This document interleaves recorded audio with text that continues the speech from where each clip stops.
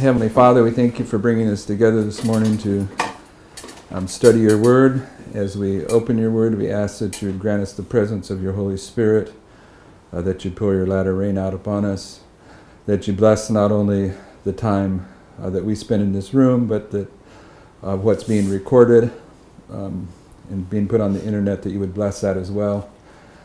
We thank you for bringing us together safely after some of us have left on travels over the weekend. And we ask for your blessing now in Jesus' name. Amen. Okay, we're pretty much at the conclusion of what I was trying to, share with everyone, but I also walk Laverne and Chuck through in terms of the structure being passed by at 9/11. And so I'm going to I told myself before I got here that if they didn't show up again today, that I'm going to pass over Miriam and come back to it when they return, because there's something that we can go over perhaps by the time I get out of here that's really interesting, and it's in the book of Esther. So if you want to turn to Esther.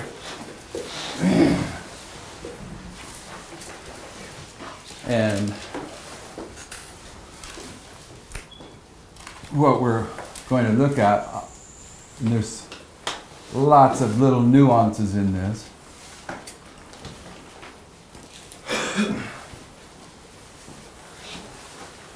is that there's a feast here at 9/11. Whose feast is that? Don't worry about Esther. Who do we are? Pharaoh. How do you spell Pharaoh? P-H, sorry. P-H-A-R-A-O-H. R-A-O-H. Is that right? Then there's a feast here. Now there's certainly more than one feast here, but the primary feast here is Pharaoh, and there's two primary feasts here. Herod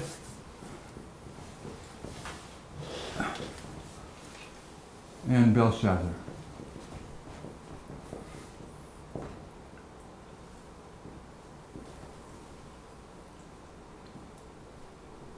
Okay, so Esther is a story of feasts. I think it's really cool that you can see that the same word that's translated feast in the book of Esther is also translated as banquet. And when Esther does a banquet, how many does she do? 2. So what I'm saying is even though it's the same Hebrew word, the translators of the King James, the word feast or feasting, I think it's like 13 times in the book of Esther, but when it comes to Esther's 2 feast, it's banquet. There's a distinction because it's going to line up with the midnight cry, but we won't get to that today. But there's lots of feasts. Yeah, Esther's in the Bible. Yeah. Job's children. Yeah. There's lots of feasts, but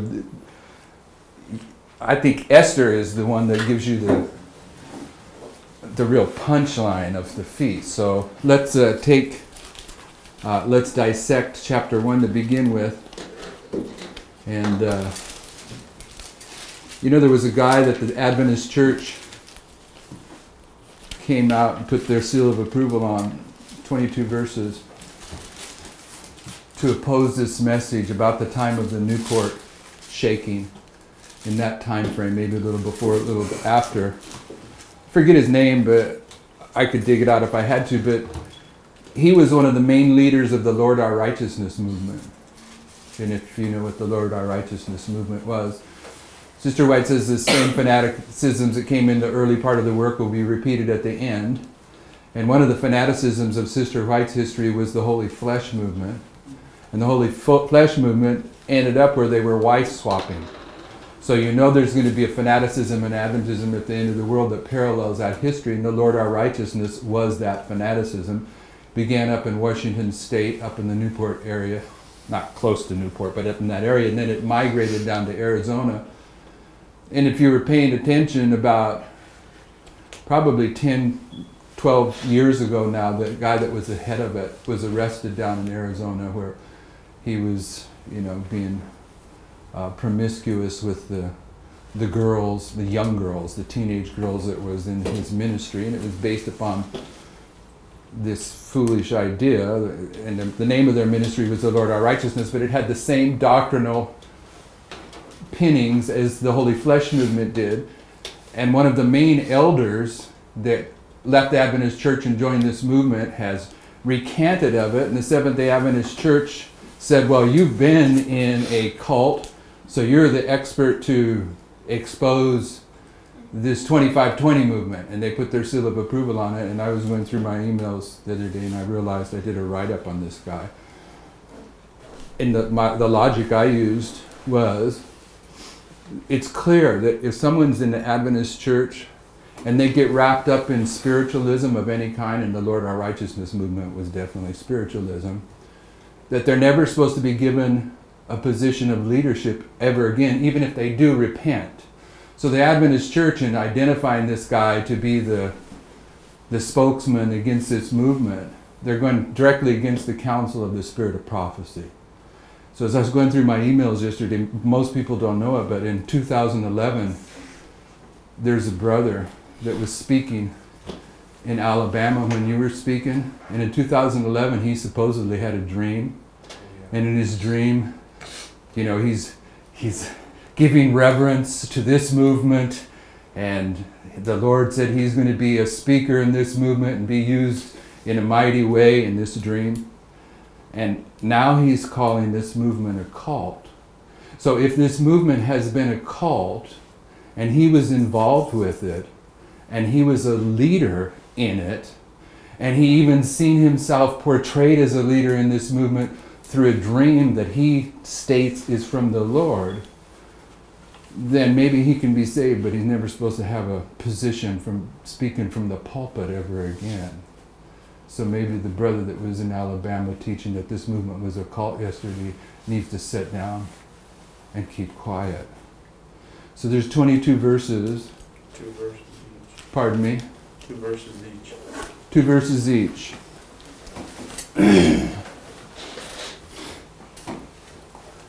Now it came to pass in the days of Ahasuerus, this is Ahasuerus, which reigned from India even unto Ethiopia over 127 provinces, that in those days when the king Ahasuerus, how do you pronounce that? Ahasuerus, okay, sat on the throne of his kingdom, which was in Shushan the palace. Go ahead, my brother. In the 3rd year of his reign, he made a feast unto all his princes and his servants in the power of Persia and Media, the nobles and princes of the provinces, being before him. When he showed the riches of his glorious kingdom and the honor of his excellent majesty many days, even 180 days. How long? 180 days. Okay, it's 180 days, and I'm going to put this up here. We can challenge it after we go, but as we go through, I'll put the things we're seeing. 6 months, right? 180 days. Each. Months, huh? It's this board. It gets you thinking about writing because it's so wiggly and you forget about spelling. Go ahead, my brother. Just look at it. Yeah, the 3rd year, okay. So that's the 3rd year. 3rd angel's message here. Let's keep going. You'll see it gets all put in place. And when these days were expired, the king made a feast unto all the people that were present in Shushan the palace, both unto great and small, 7 days in the court of the garden of the king's palace, where were white, green, and blue hangings, fastened with cords of fine linen, and purple, to silver rings and pillars of marble. The beds were of gold and silver, upon a pavement of red and blue and white and black and marble. So what's that? What did you just read about? A second feast. Yeah, for 7 days. There's this one for 7 days. One's for the leaders and one's for the people. One's for the leaders. Okay.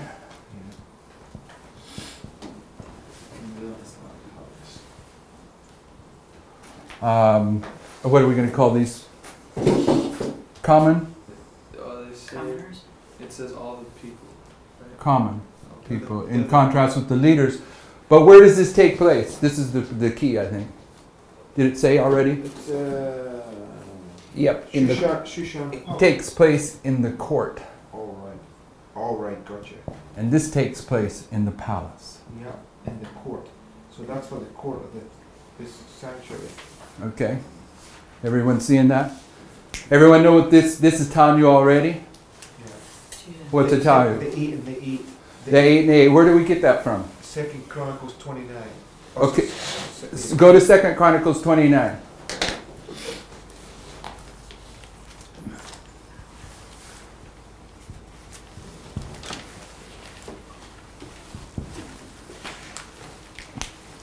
Keep your finger in Esther because Brittany's going to do 7 and 8 when we get done with 2 Chronicles 29. Start with verse 16.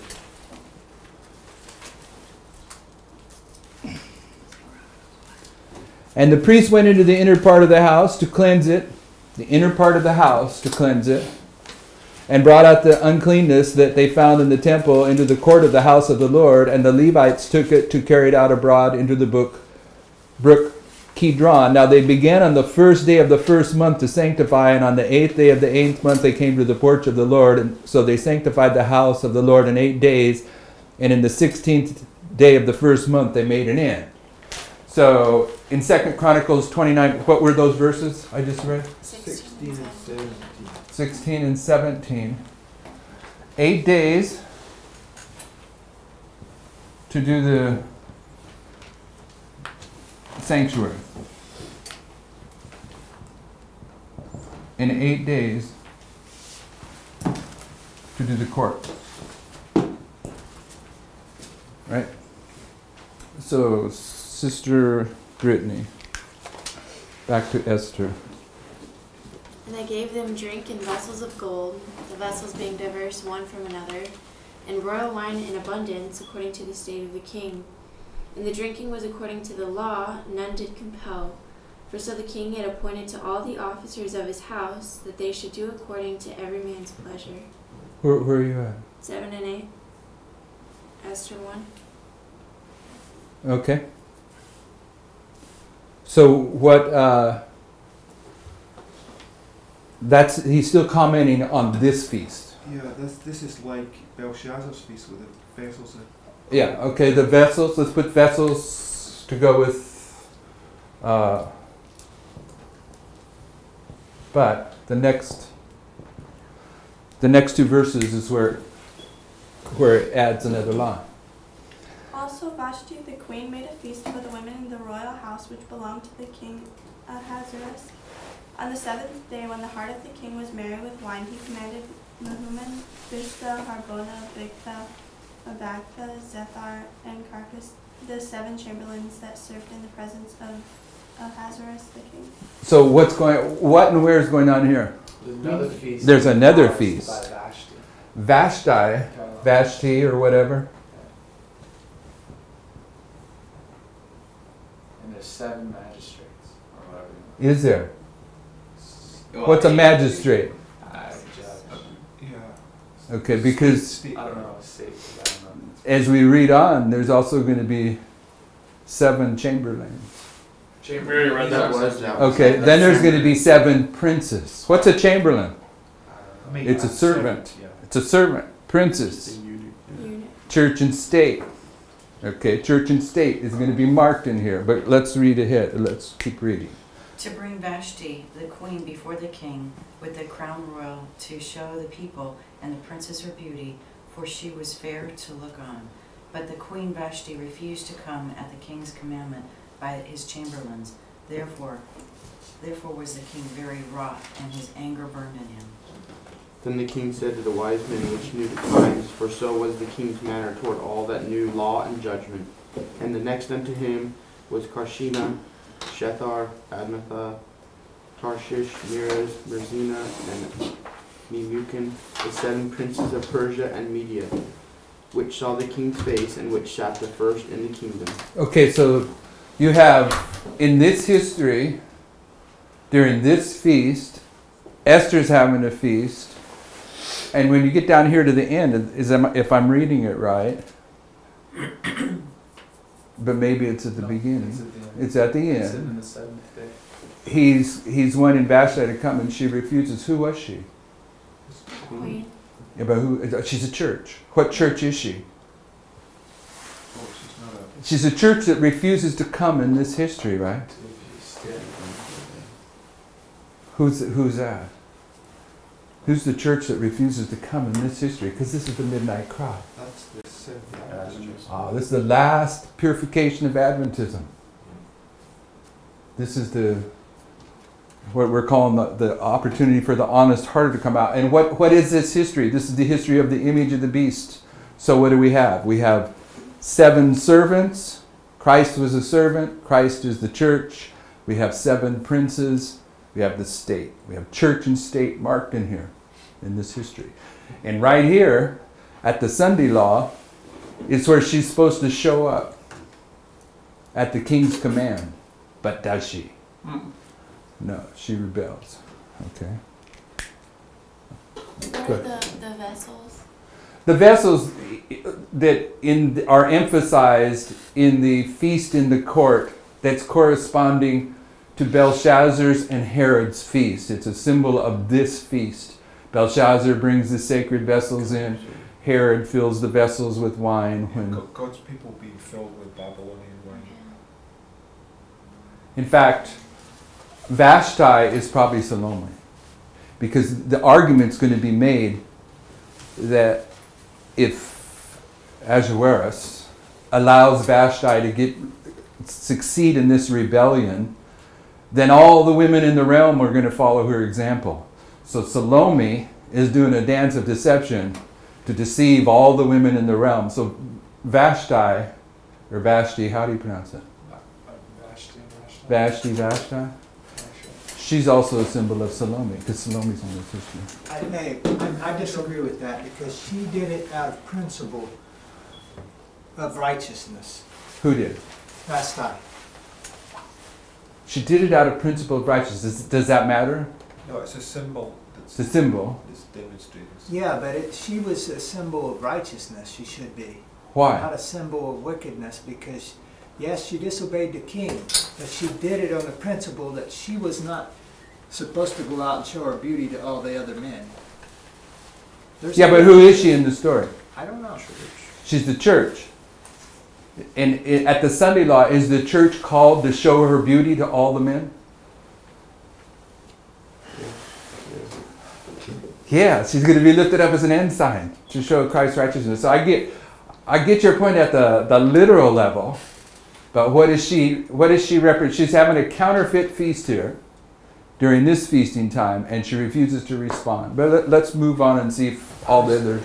The chamberlains, a chamberlain is an officer of the state. A chamberlain is an officer of the state. That's their definition of their name. They're eunuchs like Daniel. They're eunuchs, Like Daniel. like Daniel, who So- was also an officer of the state. So is there a way that maybe we could apply the princes as some kind of church sense? I don't know. I don't Somehow in the I- church I sense. struggle No, with the same The chamberlains as the princes church. were a chamberlain, a eunuch, is a servant in the house of the Lord. Even if they're getting a payroll check from the king. Alright. That's Right? what you're saying. Michael, Yep. look up 3 BC oil commentary. It talks about fasting, why she did not carry out the orders. Okay. Because she knew that her husband was drunk with intoxicating liquid, and for her sake and for her husband's sake, she refused to go. Alright. Yeah, that's what Paul is saying. Yeah, so Is that she was acting righteously in the literal history. But, you know, what is she symbolically representing is what we're dealing with. To me, she would symbolize God's people not following man's orders.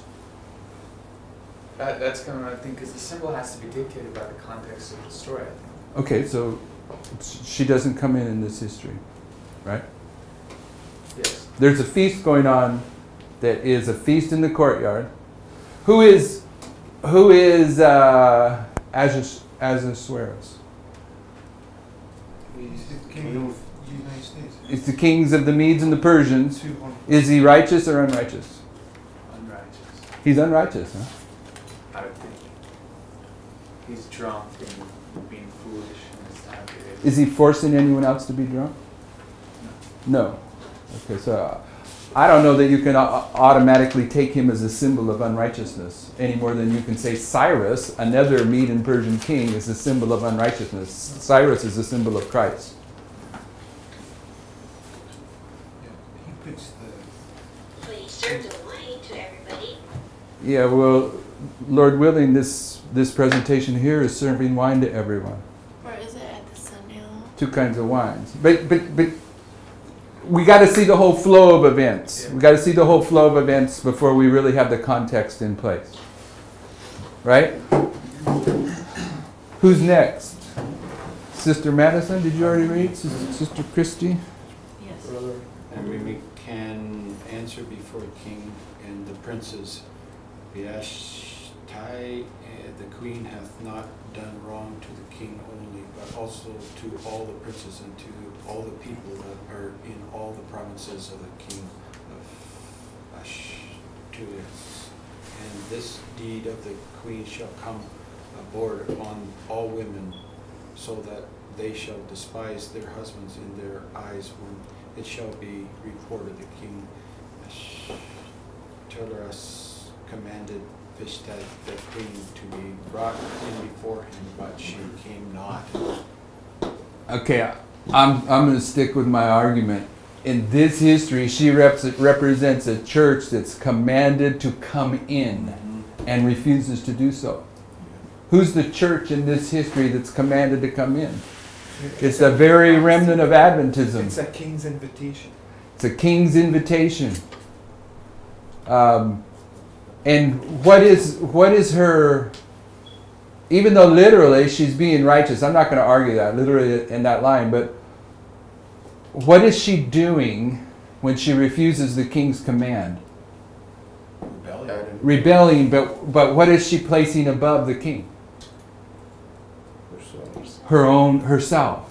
And the definition of the image of the beast is the combination of church and state, the combination of man and woman, the combination of wife and husband, with the wife in control of the alliance. She's exerting her will above her husband's will.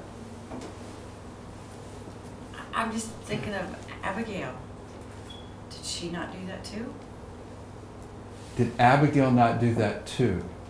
Over and above, she said. Yeah, I know. Against Nabal. Did Abigail not do that also? He was breaking the law. But the will of the husband. No. So is Ahasuerus breaking the law when he's forcing people to drink the wine of Babylon? Or he's not forcing, but when he's offering the wine of Babylon. I'm I not was- seeing that. Pardon me? I'm just following these guys' logic. I don't accept it without following it through. Well, help me out then, because that's what I'm seeing. If you're saying, I'm not seeing that. Where She's in what trying to stay history on- in what history is Abigail placing her will above the will of her husband? I'm just saying, it just seems to me that if you're saying that Vashti was going against her husband's will, why wasn't Abigail going against her husband's will? Her husband willed that she be there. She Did he? said no. Is that in the story? I don't know. In the story, it actually says that she didn't tell him. So you So can assume that she's going against his will, but he made no command against her. When she found out about it, the Bible purposely says that she didn't say anything to him. She went out to David to do what? To preserve her husband and her husband's estate. But she's in this history. Abigail's activity in contrast with Nabal's in this history, but I'm arguing we're in this history. The only thing. Well, Let's keep reading. You guys are a hard group. How come you ended on verse 17? How did we get off on Tuesdays where we're in and on not? Brother Jason, do 3. 18 through 20, including all of them. 18, 19, and 20. Likewise shall the ladies of Persia and Media say this day unto all the king's princes, which have heard of the deed of the queen. Thus shall there arise too much contempt and wrath. If it please the king, let there go a royal commandment from him, and let it be written among the laws of the Persians and the Medes, that it be not altered, that Vashti come no more before King Ahasuerus, and let the king give her royal estate unto another that is better than she. And when the king's decree which he shall make shall be published throughout all his empire, for it is great, all the wives shall give to their husband honor, both to great and small. So, when's the king's decree going to be published? This is the decree, and it's for her rebellion against her husband in this history here. That she is what? She's set aside. So I mean, she may in the actual story she may have been acting up on principle, doing the right thing in contrast with her husband, but at the prophetic level, this is the church that doesn't respond to come into the feast of this history. And what happens to them is their probation closes at the decree. And who's going to replace her He ultimately? gives it to another that's better than her. Who's that? Esther. Esther. Okay. So could it be that Esther is a symbol of the church triumphant? And okay. Anyway. But Sister White is making Vashti a righteous woman too. And actually the king acknowledges that he made a mistake and that she should have been honored for her choice. That is correct. yeah, I'm not arguing that. So where are you going to put Vashti? You're arguing that. I'm not arguing that. I'm trying to think of a prophetic example that will move us off the literal. Is Peter's only a symbol of righteous or also of the unrighteous? But it's one person. I mean, the figures can have more than how many meanings? More than one. Yeah, Zachariah. The only way I can see it'll work is that God allowed the king to do what was wrong in order to allow Esther to come to the palace at a time when God could use her to save his people.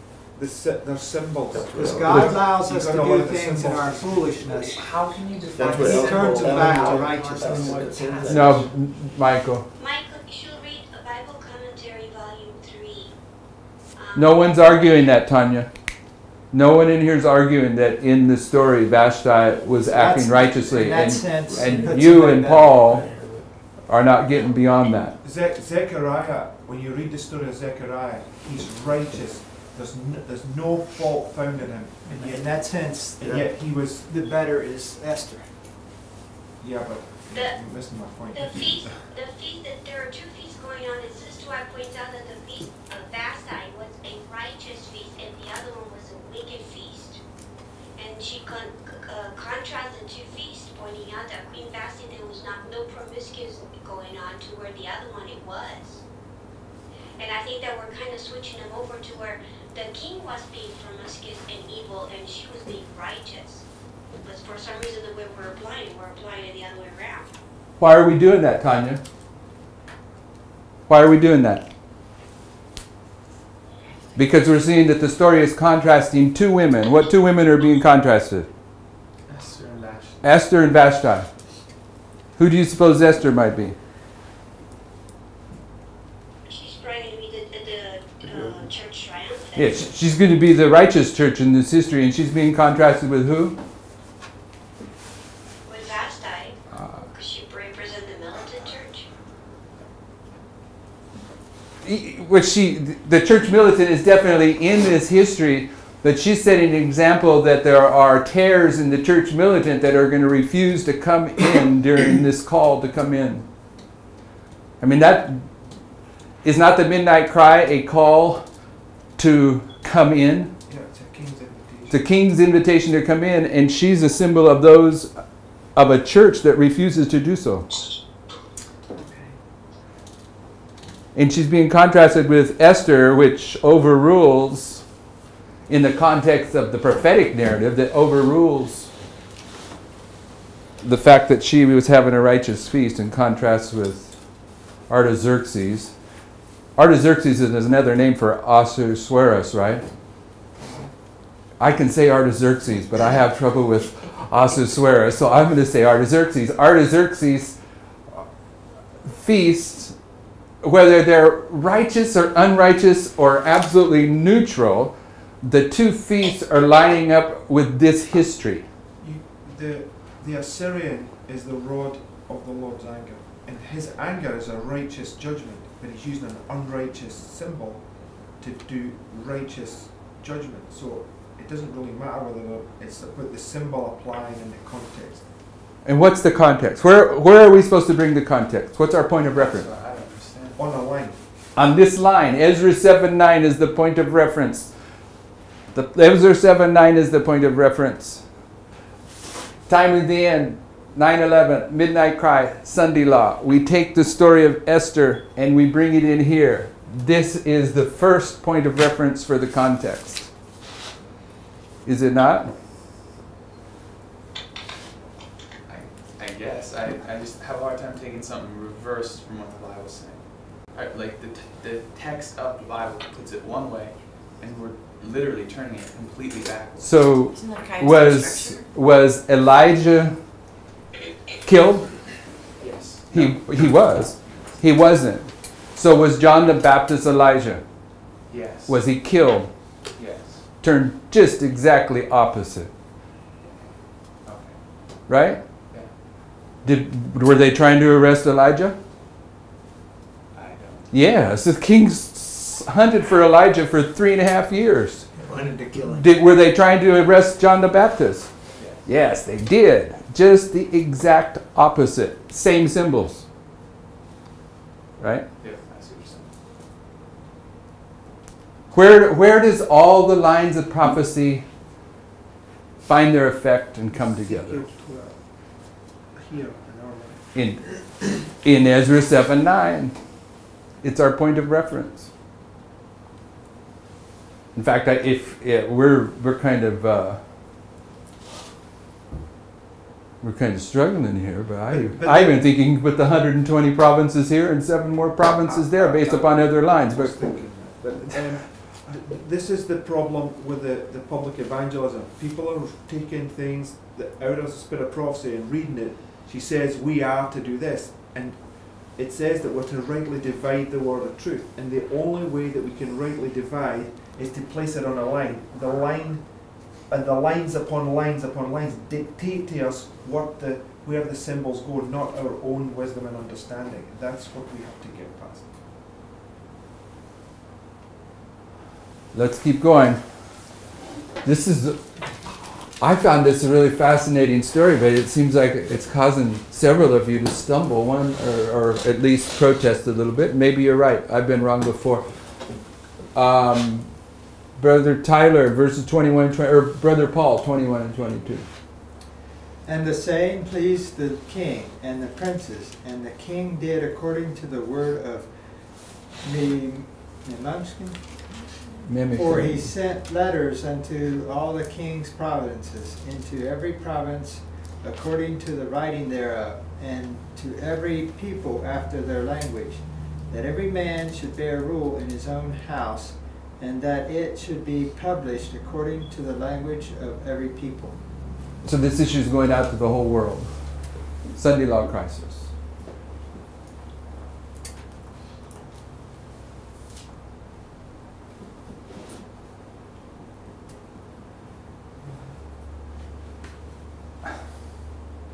Okay, let's go into chapter 2.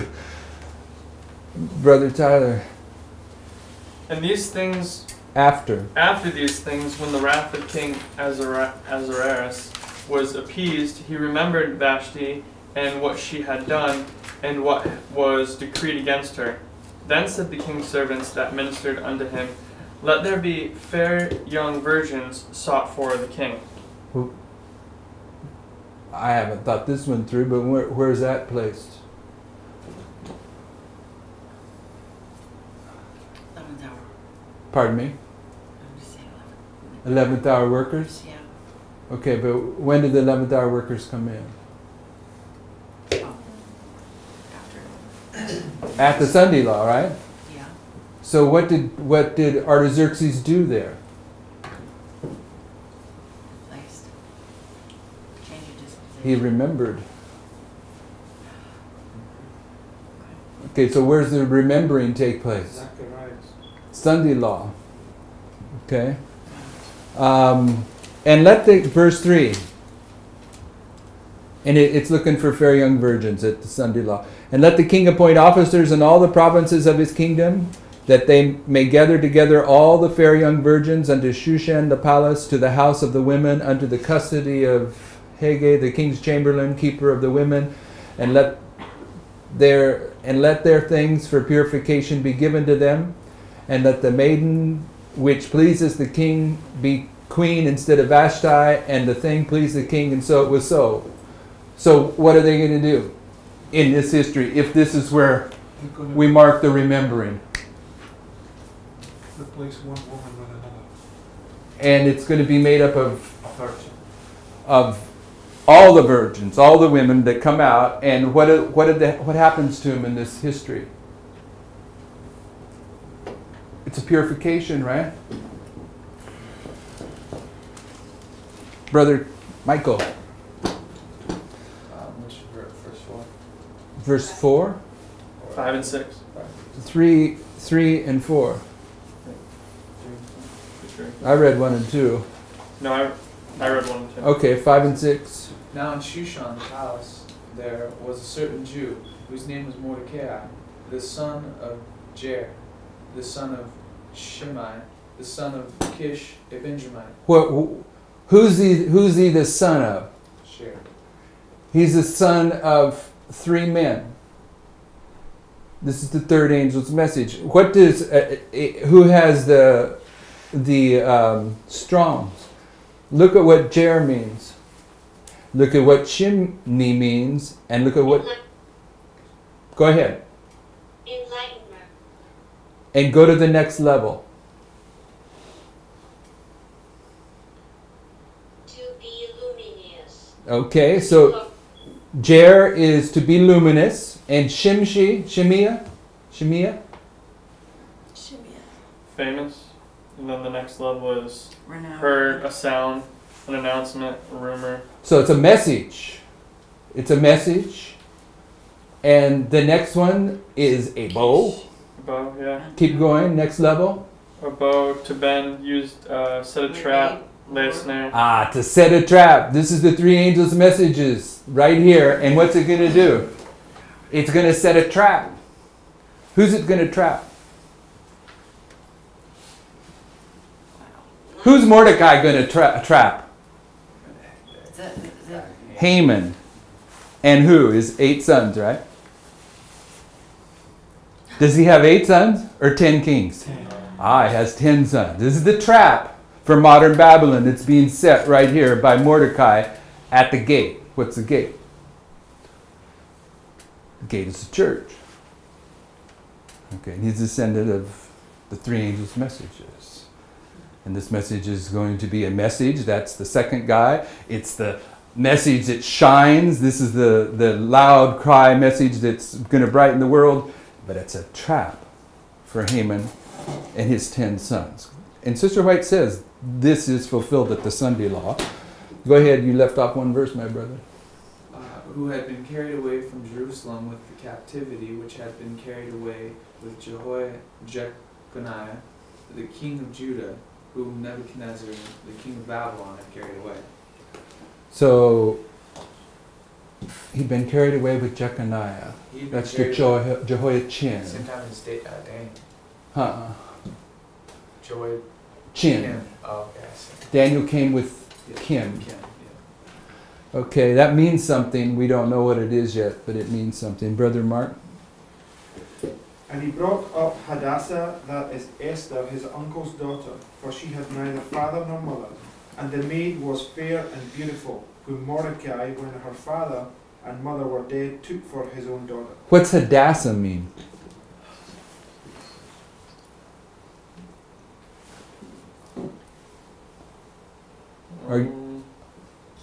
Myrtle tree. Myrtle tree. Okay. Yeah, I did look that up. I don't know what that means either. Verse 8. So it came to pass when the king's commandment and his decree was held, and when many maidens were gathered together unto Shushan the palace to the custody of Haggai, that Esther was brought also unto the king's house to the custody of Haggai, keeper of the woman. Brittany?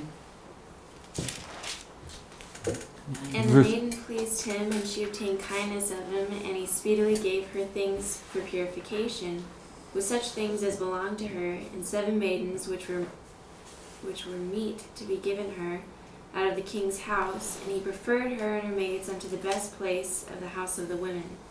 Esther had not showed her people nor her kindred, for Mordecai had charged her that she should not show it.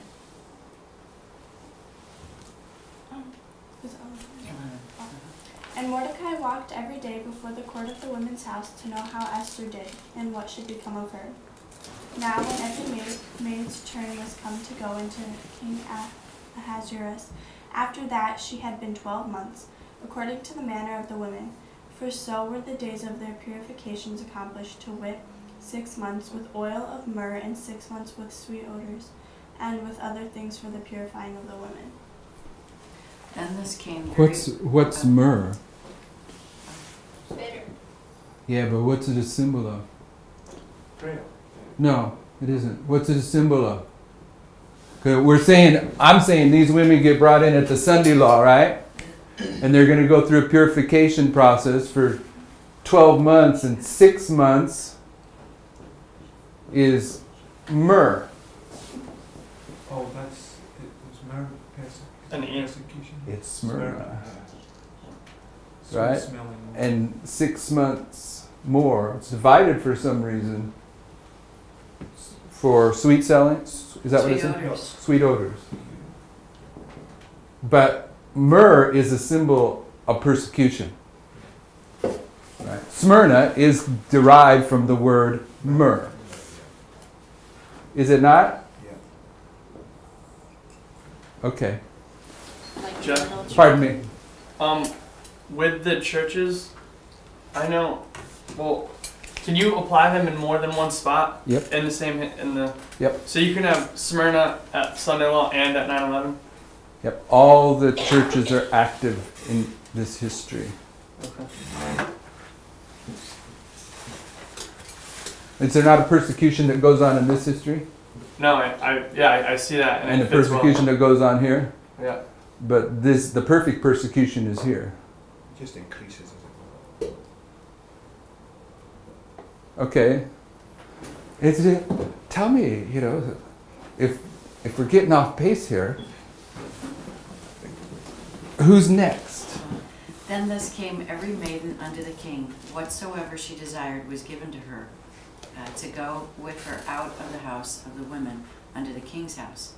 In the evening she went, and on the morrow she returned into the second house of the women, to the custody of Sheshagaz, the king's chamberlain, which kept the concubines. she came in unto the king no more, except the king delighted in her, and that she were called by name. Now when the turn of Esther, the daughter of Abihail, the uncle of Mordecai, What's Abihail mean? Keep reading.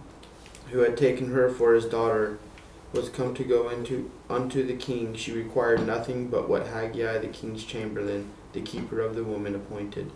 And Esther obtained favor in the sight of all them that looked upon her. So Esther was taken unto King Ahasuerus into his house royal in the 10th month, which is the month Tebeth, in the 7th year of his reign.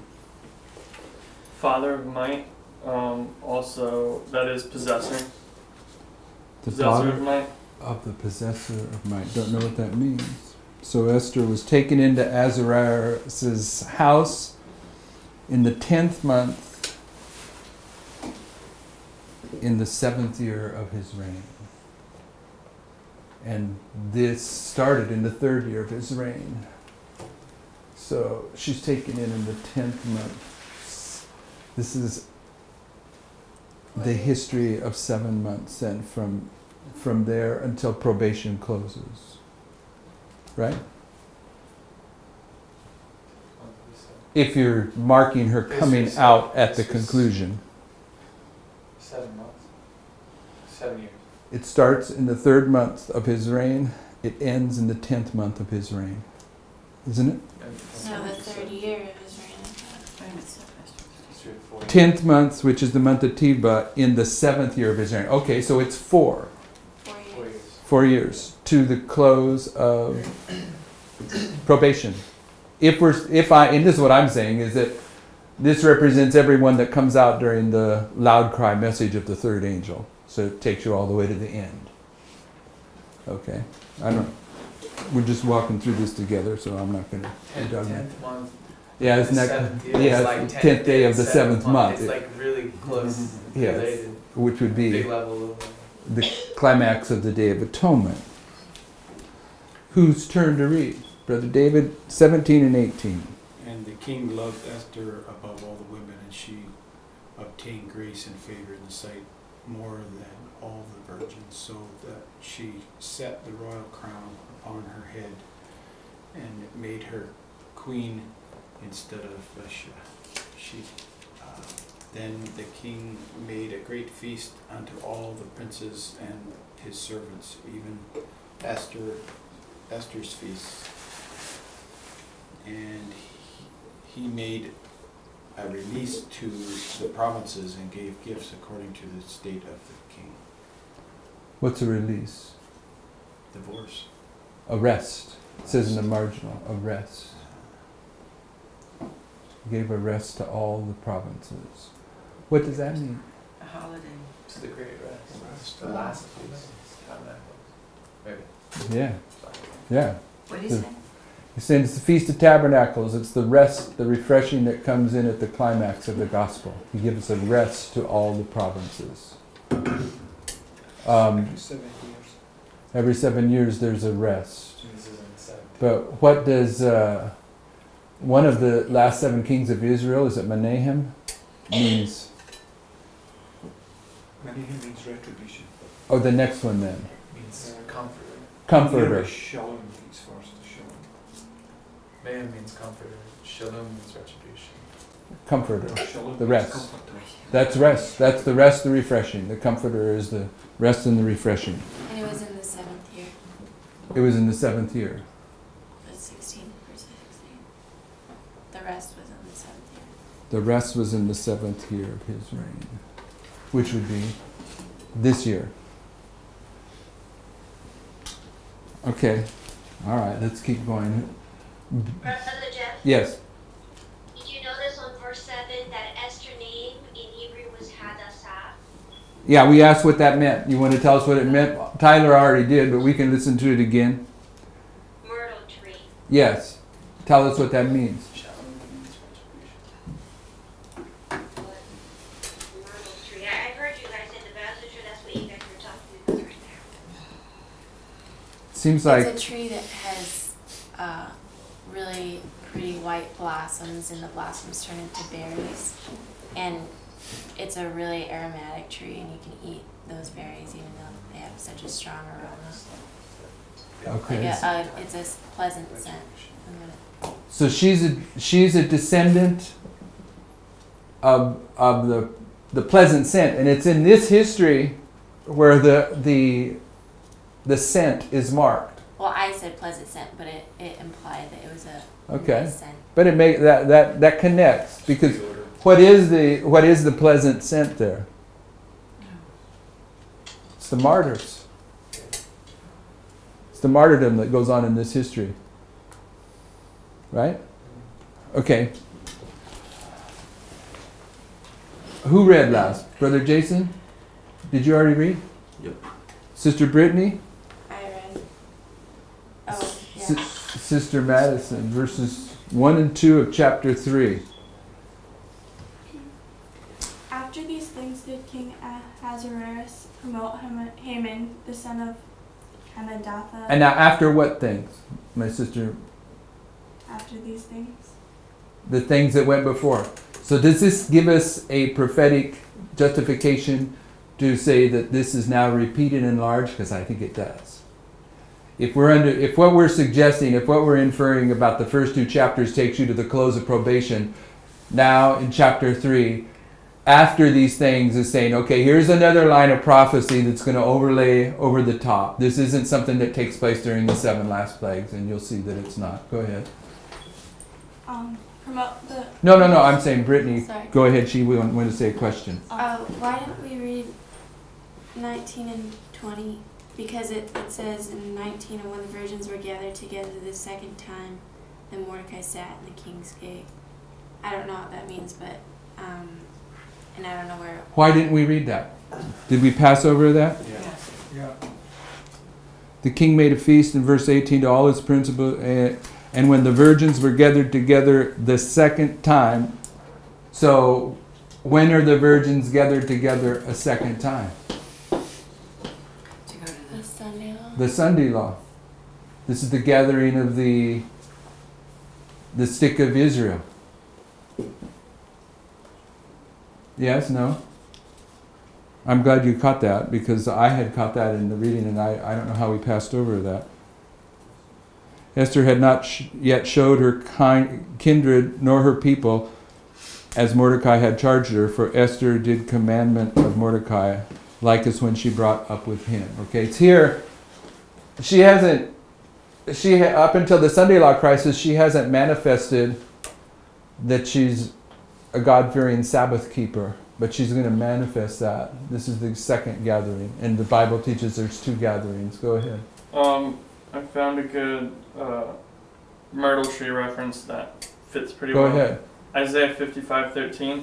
Okay, keep your finger there and go to Isaiah 55, verse 13.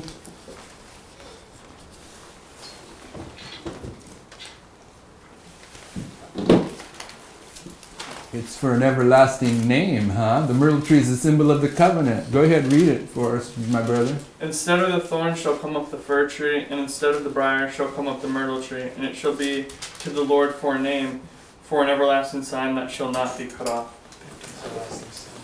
Everlasting sign for a name. This is the Lord entering into covenant with the 11th hour workers, and the fir tree and the myrtle tree are both aromatic. And the aroma, the sweet smelling, is representing the persecution that goes on in this history. No? Yes? Yeah. Smyrna. Okay. Sister Madison, continue, por favor. So in chapter 3 or the end of chapter 2? Are we doing 21 through 23? I thought we did we pass over all of that? Yeah. How did we do that? Me? Okay. Yeah, go 21 through 23 for us, Sister Madison, and then we'll start all over again in chapter 3. 21 through 23.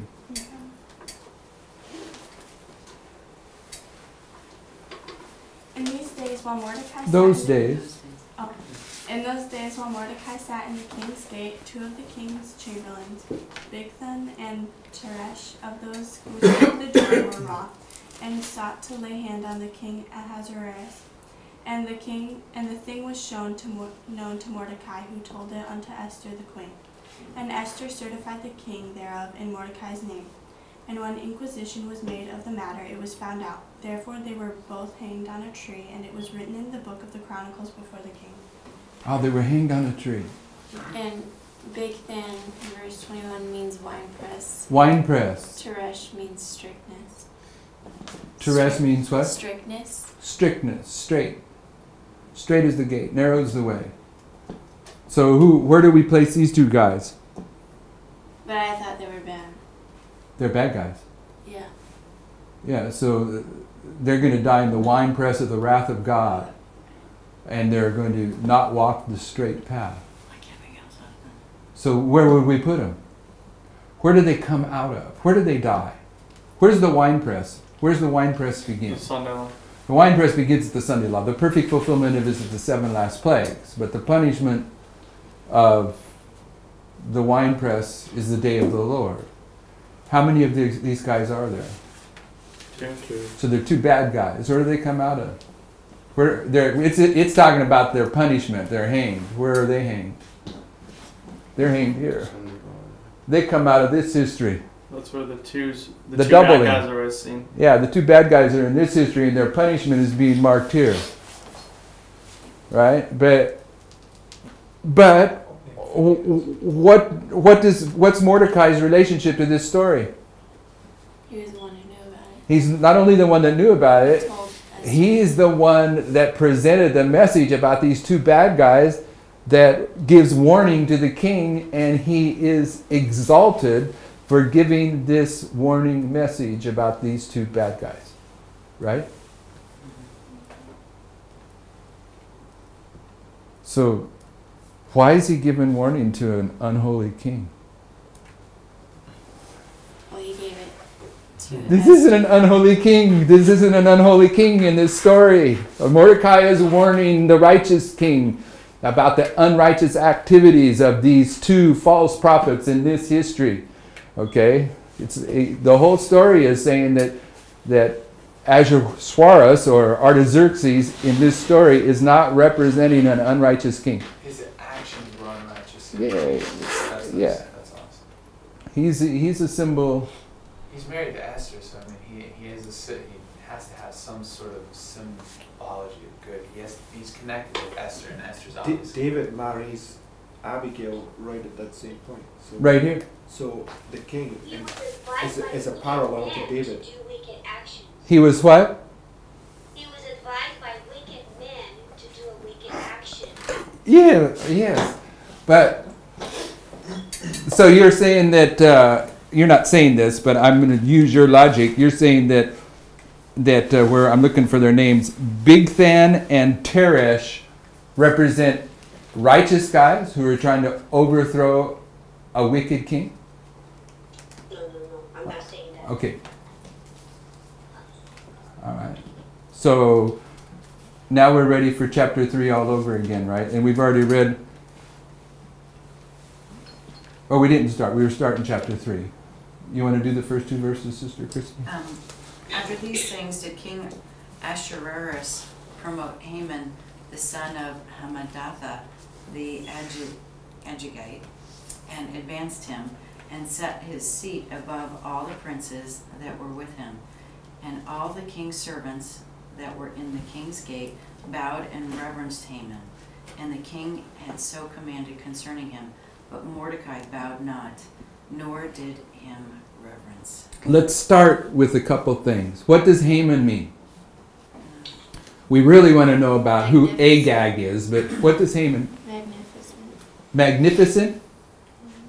And what does Hammedatha mean? Persian vizier. Persian what? Double. Persian vizier. I don't know what that is. Vizier. V-I-Z-I-E-R. Mine says double. I think it says what? Double. Double? Yeah. Hamadite means double? Hamadatha means double, and then Agagite means I will overtop. That's what you have. I have a flame. Okay, but we don't want to know we want to know what Agathite means. We want to know who Agag was in Bible history. A-G-A-G. Is that what it is? A-G? Yeah, A-G-A-G-I-T. Go find him in the Bible.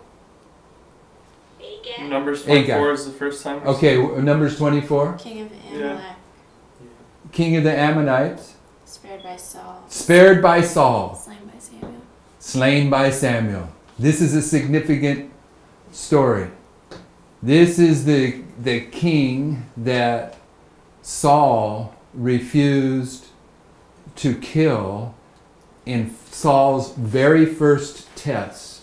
And where Saul failed this test, he lost his anointing to be king of Israel over this king. And when Saul did that action, what was he symbolically representing? The combination of church and state, because he was taking the priest role. He was supposed to wait for Samuel to do the offerings, and he does the offerings himself. He was supposed to kill Agag, but he didn't, and Samuel kills him. So Haman's a descendant. Go ahead. And it means I will overtop. Pardon So me? It means I will overtop Agag. So basically, he takes It means His- flame too. his will above God's will or something. Putting his false latter rain message above God's latter rain message. When's the latter rain message reach its perfect fulfillment? And when's the counterfeit reach its perfect fulfillment? At the Sunday law. Okay. But Mordecai refuses to bow down to this guy. He's someone that isn't going to. Would Mordecai represent the 144,000? Yeah. Okay. The name means warrior in Hebrew, supposedly. Mordecai? Yeah. But I had to find it online. All right. So, Brother David? It's mine. Oh, it's Jason. Where are we at? Your verse 3 and 4. The king's servants which were in the king's gate said unto Mordecai, Why transgressest thou the king's commandment? Now it came to pass when they spake daily unto him, and he hearkened not unto them, that they told Haman to see whether Mordecai's matters would stand, for he had told them that he was a Jew. So, where is he? Where is this taking place? We've been talking Sunday law, but don't let that trip you up. Where is he? In Babylon. He's at the gate. Where is the gate? At the court. It's Bethel. It's Midnight cry. It's the midnight cry. This is going to repeat in largest history, and it's going to take us to the midnight cry. So Mordecai is refusing to reverence Haman during the time period of the midnight cry. Right? And he's going to give a warning message to the king about Haman, about these two bad guys, but it's going to ultimately be a warning message that slays Haman. Okay, verse 5 and 6, Sister Brittany.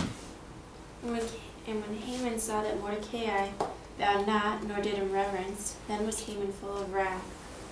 And he thought scorn to lay hands on Mordecai alone, for they had showed him the people of Mordecai. Wherefore Haman sought to destroy all the Jews that were throughout the whole kingdom of Ahasuerus, even the people of Mordecai. Okay, that's the persecution of this history. And you're going to see why in a minute when we get to the banquets. Maybe not today, but tomorrow. Verse 7 and 8. In the first month, that is the month of Nisan, in the 12th year of King Ahasuerus, they cast pur, that is the lot, before Haman from day to day and from month to month in the 12th month, that is the month of Adar. And Haman said unto King Ahasuerus, There is a certain people scattered abroad and dispersed among the people in all the provinces of thy kingdom, and their laws are diverse from all people. Neither keep they the king's laws, therefore it is not for the king's profit to suffer them. So they're at the gate, right? That's the midnight cry. And what's Haman's job? What's pur mean? A lot. To cast lots. What's going on? What's it mean to cast lots? Somebody's been Someone's being chosen and someone's being dischosen. There's a separation process going on in this history. For a year. For a year, does it say? Yeah. For Month to month. for 12 months. 12 months. Is there a separation process going on in this history? Has it already been? Do we already know there's a separation process going on in this history? Okay. Who's the righteous one in this separation process? Here. In this story, Mordecai. Mordecai. And who's the unrighteous guy? Haman. Haman. Who's the other two unrighteous guys? These two guys we're talking The vegan, I forgot their names. Those two guys. So we got righteous and unrighteous going on here, and lots are being cast. And what does it say about Daniel? He was standing your lot. Go ahead, Sister Tanya. Nothing? No, sorry. Okay. Next. Whoever's next. David? No, it's already back to me. It seems like it's just Yeah, Yeah, it seems it's like it's gotta going go like this. Michael. That's right, sorry. We're skipping over Michael and Mark. it's just this road keeps going. All right. Go ahead, Tyler. Fire away. Oh, what verses? 9 and 10? 9 and 10. Are we already to 9 and 10? Yeah. Did you miss something? Okay. Yeah. If it please. What? Let's. We missed 8. Did we miss 8? We didn't read comment it. on read it. it. We read it. So their laws. This is an issue about laws. Okay. This is about two classes of people here in this history of the image of the beast, and one class is going to. They have a different perspective on the law in this history.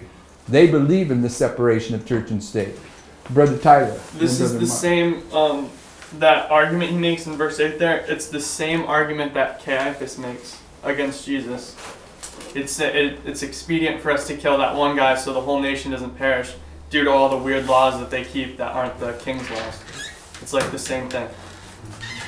Okay, so is that the same history? Yeah, Yeah. it's the same thing. Remember the other day when we were talking about Joel chapter 3, and we were marking the point that Manasseh marks a progressive fall, right? From Yep. 1989 to you've got first 7 times 1989, second 7 times 9/11, third 7 times. It says here in verse 8, and Haman said unto the king Ahasuerus, there is a certain people scattered abroad, dispersed throughout other people.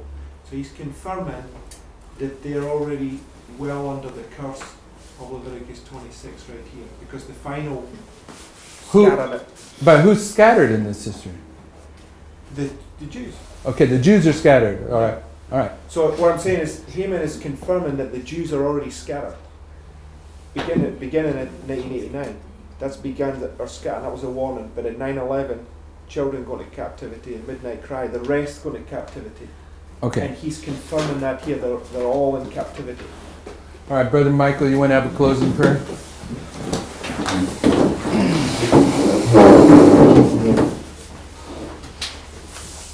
Heavenly Father, thank you for this time that you've given us to gather together and study your word. Lord, I ask that you help us to all comprehend these wonderful truths that you're sending to us, and by your Spirit, Lord, I ask that you help us to come up higher and to walk according to the light that we've been given. Thank you again for all of your blessings. Go with us this day. In Jesus' name.